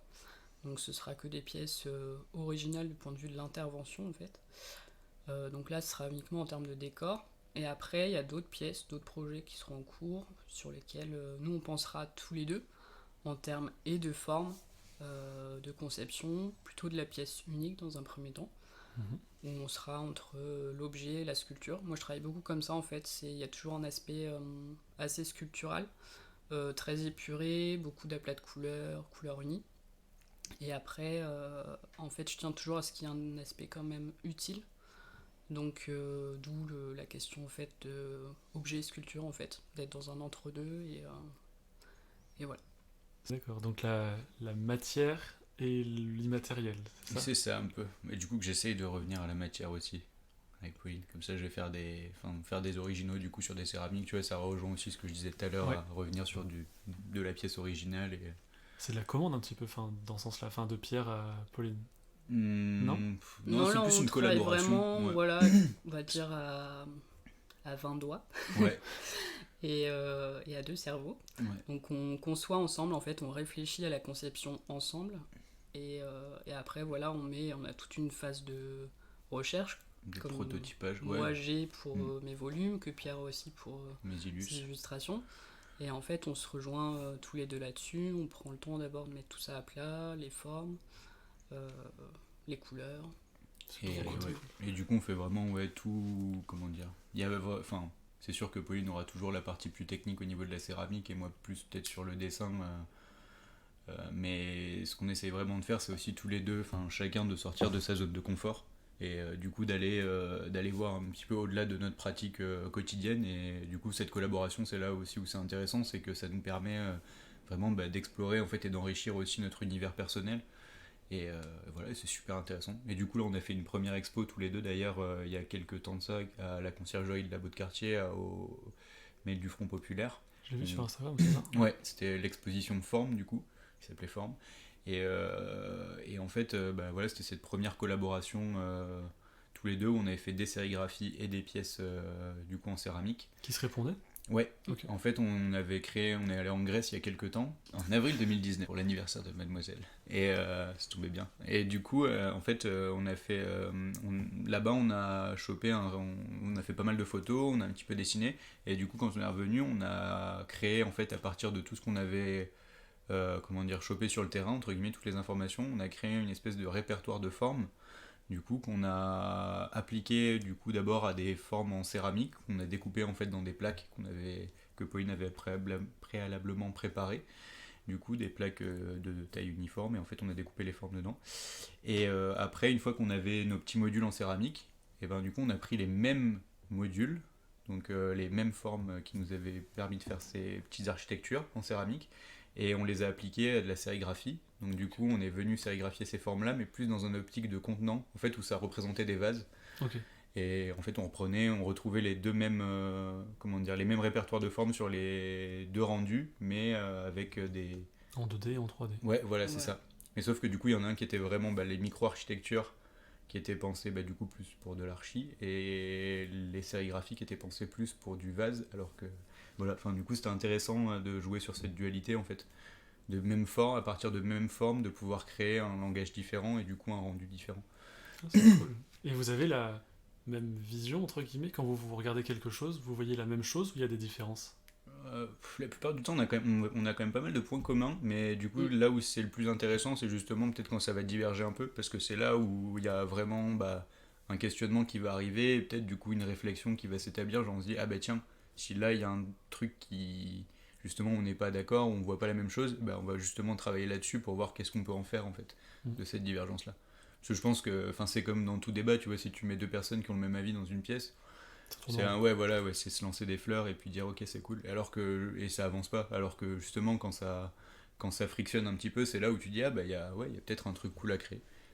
Et voilà. C'est vrai que en fait, pour ce qui est des volumes, donc là c'est des micro-architectures, donc en fait, on va dire que la lisibilité, elle doit être, on va dire ainsi dire, la même pour tout le monde.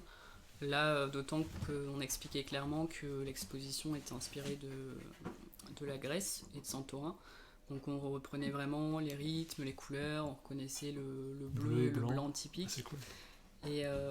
Et dans les sérigraphies, c'est un peu différent. En fait, on a travaillé essentiellement avec les mêmes formes, mais en aplat. Donc jaune et bleu sur papier blanc. Et tout de suite, là, on est sur des formes épurées qui se répètent, que nous on s'est amusé à combiner en fait de certaines manières.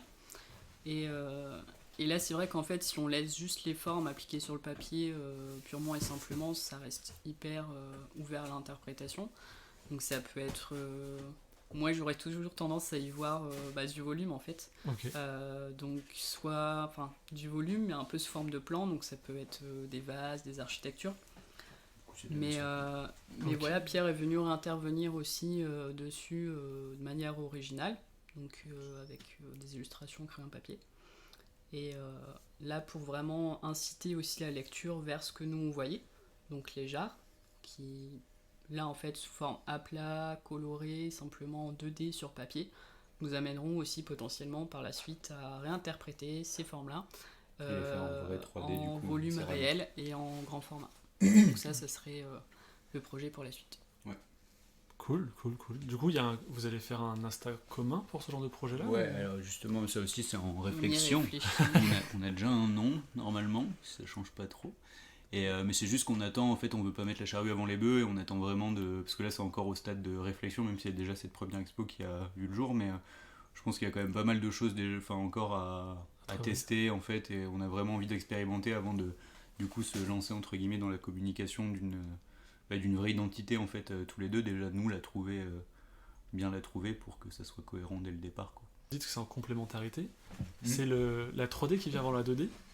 Ou c'est pour ces projets-là communs? En fait, on part toujours, je pense, tous les deux de croquis, même si dans la tête, on va avoir peut-être déjà des volumes en 3D, le projet en 3D pour la finalité, mais on couche tout sur papier quand même, à chaque fois. Et ça, je pense qu'on part toujours quand même de profil 2D pour ensuite extruder un peu la forme et se dire, elle sera en 3D ou... Voilà. Surtout que cette technique-là, en fait, c'est la technique que j'ai utilisée pour les céramiques, donc ce qu'on appelle de la plaque, en fait. Là, ça donne vraiment un entre-deux en fait, parce qu'on est vraiment sur quelque chose de totalement plan et qui est juste en fait sous forme découpée et mis à la verticale en fait va donner du volume, mais on est sur quelque chose d'hyper rectiligne et en fait voilà, juste vu de face on n'a pas de volume réel si ce n'est l'épaisseur de la plaque, mais là dans le temps imparti en fait c'était vraiment l'occasion de s'amuser en fait, de tester des choses. Donc en petit format et à la plaque en fait ça simplifiait le travail du volume dans un premier temps, même si on sait que par la suite en fait on voudrait travailler sur du plus gros format et qu'après il y a toujours moyen d'assembler ces plaques pour donner des volumes plus importants. Donc là en fait au lieu d'avoir simplement un plan on va travailler sur un volume type parallélépipède où Avec une après on profondeur va de- faire la profondeur, autre plan derrière, monter, imbriquer, ainsi de suite, voilà comme un jeu de construction. Cool. Cool. Et du coup, une question technique du coup pour Pauline. Comment ça fonctionne? Enfin, c'est quoi Les étapes. les recettes? Je sais pas comment t'appelles ça. Les étapes. Oui. Donc pour arriver à ce type de volume, donc on a réalisé des plaques. Donc à la base on a une terre qui est une terre à modeler, Marron là, donc en pâte, marron ou d'une autre couleur. Ok. Là moi je travaille avec de la faïence principalement en ce moment. Donc c'est une faïence de type blanche, mais finalement la couleur de départ elle importe peu vu qu'on la recolore par la suite. D'accord. Donc on conçoit des plaques, soit à la main avec un rouleau, soit avec une machine en fait qui ressemble un peu à une presse de gravure. Ok. Qui a un nom super Qui a sexy un d'ailleurs. nom hyper élégant en fait. La machine pour faire des plaques s'appelle une croûteuse. Ah bah d'accord.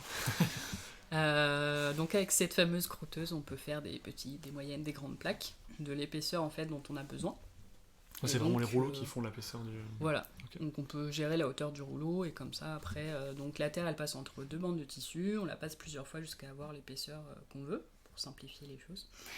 Et en fait, à un moment donné, donc la terre, on va la laisser se raffermir un petit peu et on va pouvoir venir commencer à découper dedans dès qu'elle est un petit peu plus ferme en fait et suffisamment rigide pour pouvoir rester rectiligne comme on a besoin ici pour nos volumes. Si on a besoin de cylindres, voilà, on peut travailler avec une terre qui est plus molle. Là, nous, on veut des choses bien planes, donc on a besoin que la terre soit un petit peu ferme déjà. Et après, on va devoir travailler sur des assemblages. Donc dès qu'on a des assemblages de choses qui viennent se juxtaposer, pour que ça colle ensemble, on va venir strier en fait. Et on va badigeonner les deux parties qu'on a striées avec la même terre mais sous forme de barbotine, donc qui est plus chargée en eau. La même terre mais qui est un peu sous forme visqueuse on va dire. Et on va appliquer ça entre les deux et puis on va pouvoir estamper les deux bien fort pour que le badigeon en fait il ressorte de chaque côté. On va venir faire un collage et après on peut travailler en fait en volume comme ça, monter des formes, assembler. Après pour les couleurs, donc là par exemple le bleu, donc ce qu'on appelle un engobe, donc c'est la même terre sous forme de barbotine également qui a été teintée, colorée avec des oxydes qui permettent de colorer, donc là en bleu. Donc on applique ça sous forme de badigeon aussi, un peu comme de la peinture. Ça va venir en fait recouvrir la terre d'origine, mais avec une couleur supplémentaire en fait, qui vient changer la base. Et la petite touche finale, donc tout ce qui est blanc là c'est de l'émail blanc opaque. Ok. Donc c'est-à-dire qu'il y a pas de, il y a des émaux transparents en fait, il y a des émaux opaques. Donc transparents, on voit tout ce qui se passe en dessous, on voit la terre d'origine, même si l'émail est coloré. Là il est opaque, donc en fait on ne verra pas au travers. On voit juste les petites arêtes en fait qui viennent ressortir. Donc ça c'est normal. Et puis après en fait l'émail il se nappe sur les zones planes. Et l'émail en fait la petite différence, donc c'est une deuxième cuisson. Et en fait, c'est du verre à la base. Chimiquement, c'est pas comme la terre. C'est comme si on appliquait une couche de verre sur Du verre la terre. VE2RE. Oui. Ok. Je pensais Ouais. Non, c'est du verre. Donc en fait, c'est comme si on avait donc la base du volume en fait conçu en terre à la plaque. Tout ce qui est appliqué à l'engobe coloré en premier. Cuit une première fois, ce qu'on appelle la cuisson de biscuit ou le dégourdi. Et après, tout ce qui est émail en fait, c'est émaux. Au pluriel, c'est une deuxième cuisson en fait. Ok. Ah oui, il parlait de l'assemblage. Vous avez déjà monté un mur ou pas? Oui. Bah, c'est le même principe Oui. avec les parpaings et on strie pour que le ciment. Ouais, Ah ouais, bah, bah, ça, c'est ouais, exactement ça, ouais. carrément. Et ce qui est assez marrant aussi, ça m'arrive de regarder on aime beaucoup cuisiner aussi. Et moi, je suis très gourmande et je suis très chocolat. Et quand on regarde en fait les reportages en fait de conception ou les concours de chocolatiers d'art, en fait, ça ressemble beaucoup à la céramique. Et quand ils font des assemblages de chocolat ensemble, de plaques et de morceaux, en fait, non mais ça te fait rire. Mais en fait, c'est hyper similaire dans les techniques. On strie, on remet du chocolat fondu sur les plaques qui sont déjà figées, on les assemble ensemble. Et au final, on se retrouve avec toute une structure qui monte et ça ressemble beaucoup à la céramique. Du chocolat. Et ça se mange pas. Non, là, on risque de se casser une dent. Ouais. En tout cas, c'est un médium qui est essayé parce que c'est vachement intéressant. Et c'est vrai que quand on le fait, enfin des fois quand on le voit comme ça, moi je sais que les premières fois que j'avais vu les pièces de Pauline, en plus comme c'est des formes assez épurées, on se dit bah facile. Et quand on commence à le faire, on fait difficile. Non, ouais, c'est un vrai, pareil comme tout, c'est un vrai métier. Et c'est vrai que aujourd'hui la céramique c'est quand même pas mal en vogue et on en voit un peu partout, même dans les grandes enseignes et tout ça. Et du coup en plus il y a ce côté fait main, mais pas fait main du coup puisque c'est industrialisé dans les enseignes. Et du coup je pense que des fois on peut perdre un peu quand on n'a pas eu l'occasion de voir comment ça fonctionnait, comment ça se faisait, on peut perdre un peu cette notion de tout le travail qu'il y a derrière en fait et tout ce que ça représente d'heures de travail pour sortir ne serait-ce que des fois un bol qui est tourné à la main. Et du coup là je pense que c'est quand même important d'aller voir aussi dans les petits ateliers d'artisans comment ça se passe et d'artistes. Ça me fait penser. Voilà. En Vendée, on a la poterie de Némy, je sais pas si tu as déjà été voir, ils font de la poterie. Et ça fait penser à un autre truc, c'est un truc, du coup, c'est pour, je sais plus, sur un compte Instagram, ils disaient ok, ça me prend 3 minutes à faire le dessin, mais derrière, tu me payes les 30 ans d'expérience que j'ai. Yes, carrément, j'ai déjà entendu ce truc-là, ouais.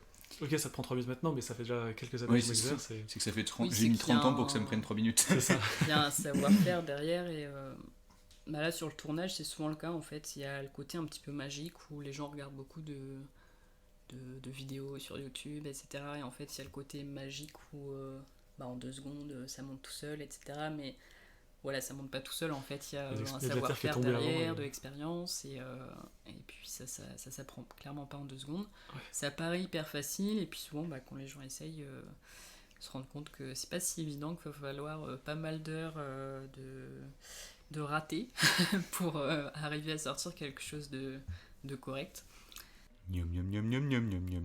Juste une dernière question du coup pour vous deux. Enfin, une réponse chacun parce que c'est pas le même je pense. Quel est alors ton mot préféré? Barbecue. Et toi Pauline? Pâtisserie. On reste sur la bouffe. Ça reste cohérent. Ça va. Et ah oui, si, j'ai pas fait ça. Les 3 artistes, peut-être 3 et 3 ou 2, 1, 3, 1, 3, 3, 6, comme vous voulez. Moi je pense que j'en ai déjà pas mal mis en avant. Enfin, j'ai parlé beaucoup du coup des amis et personnes en fait qui m'inspirent.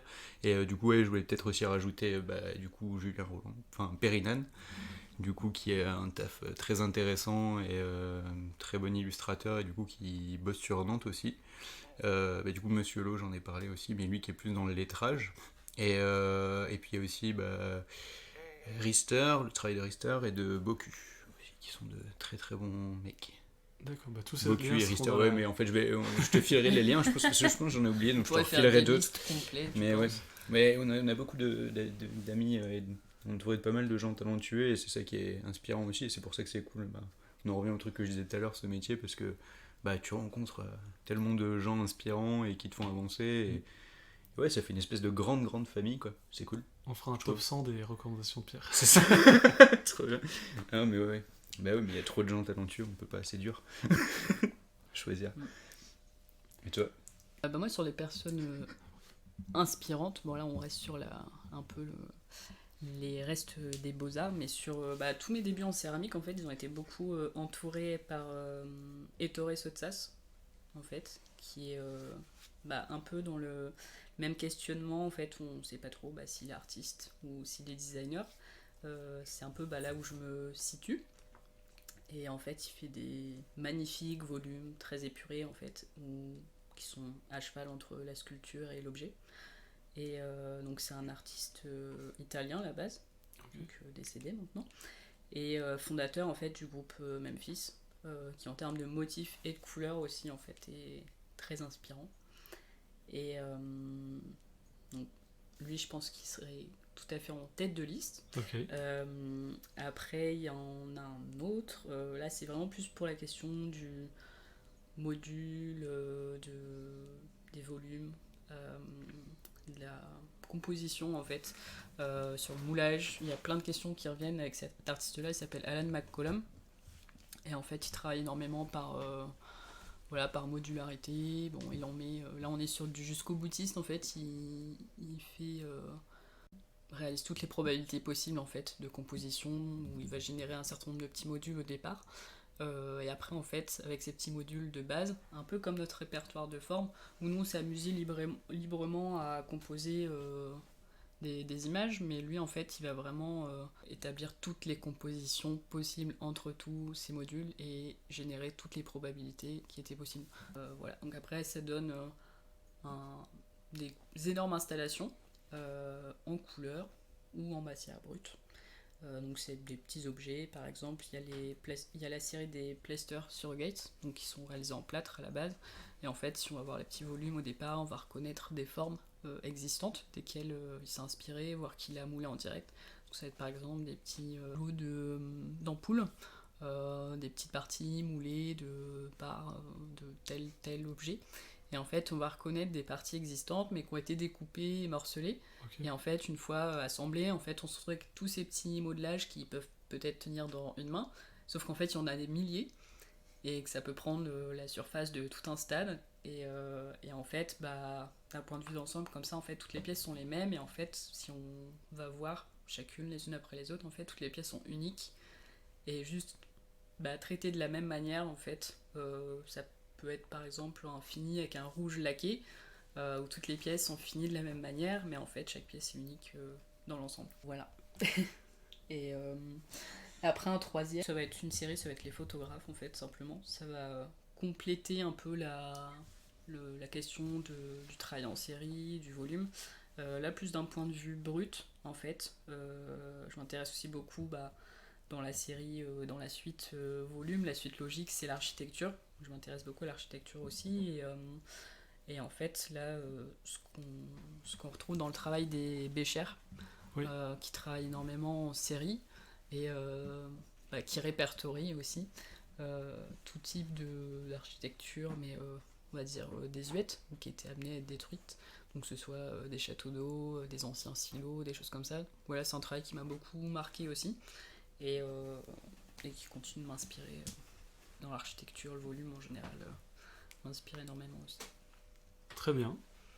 Pour moi, on a tout. Donc, merci Pierre d'avoir... 2 interviews pour le prix d'une. C'est ça. Du coup, merci Pierre pour le début de l'interview et pour nous avoir rejoints. Merci à toi. On dit... C'était trop cool. On dit au revoir et à bientôt. On dit au revoir et puis suivez tous les gens qu'on a cités. Ouais, carrément. Le travail de ces personnes-là, parce qu'ils sont... Enfin, justement, je pense que ils ont tous quand même des identités bien marquées, et que du coup, ça permet d'ouvrir et d'inspirer un petit peu, je pense, de sortir peut-être aussi de ce qu'on voit. La fameuse bulle. Exactement. Qu'on éclate. D'en sortir, exactement, voilà. Éclater la bulle, ça sera le mot de la fin. Exact. Pop. Merci beaucoup d'avoir écouté ce podcast. Si ça vous a plu, vous pouvez aider le goûter de 2 façons. La première, en vous abonnant à ce podcast sur vos plateformes d'écoute et en laissant un avis 5 étoiles afin de mieux référencer le goûter et qu'un maximum de personnes le découvrent. La deuxième façon est d'aller sur le site podcastlegoûter.com afin d'obtenir l'illustration réalisée par l'invité du mois. Pour me trouver et suivre l'actualité du podcast, vous tapez podcast-le-6 goûter sur Instagram. Enfin, pour recevoir des actualités sur le podcast et vous rappeler de sa sortie, inscrivez-vous à la newsletter présente sur le site podcastlegoûter.com. Tous ces liens sont dans la description de l'épisode. Et rendez-vous le mois prochain pour un nouvel épisode. Au revoir et portez-vous bien.